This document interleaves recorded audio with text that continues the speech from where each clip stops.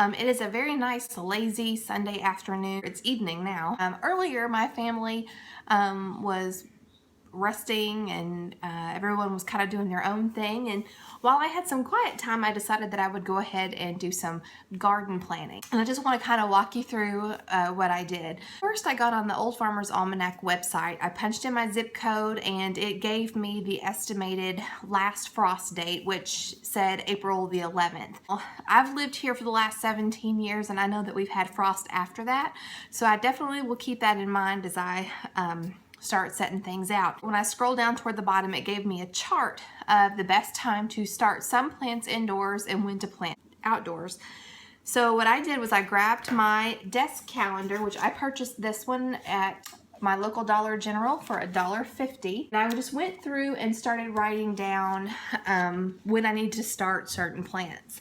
So for January, I need to start artichokes. I also know I need to start onions and plant garlic ASAP. In February, there's a couple of things. March, there's also put down when I need to do my spring planting.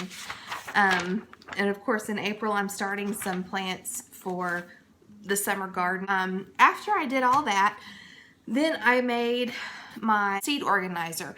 Now, I've always kept my seeds in this container. This is just a dishwasher tab container that after it's emptied, I run it through a cycle in the dishwasher to get some of the soap residue out.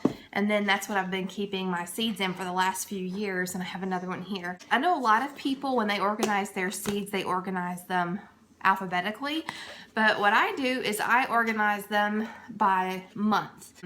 So for example, in my January, which I made the dividers with index cards, all I did was I have one going long ways and then I have a half of one that I staple to it to be my tab.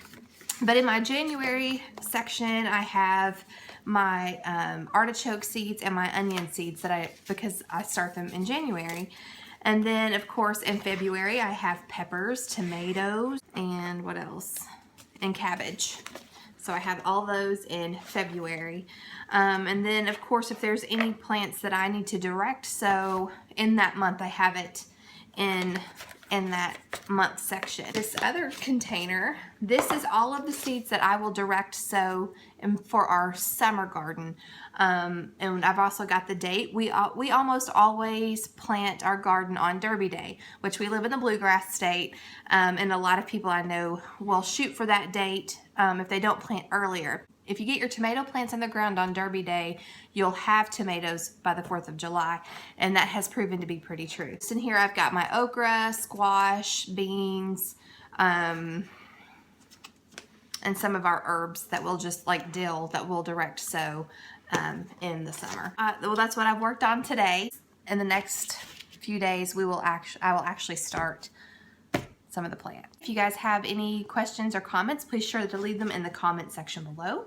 If you haven't already, please subscribe so you can kind of keep up and see what we do around here. And that's it. Until next time.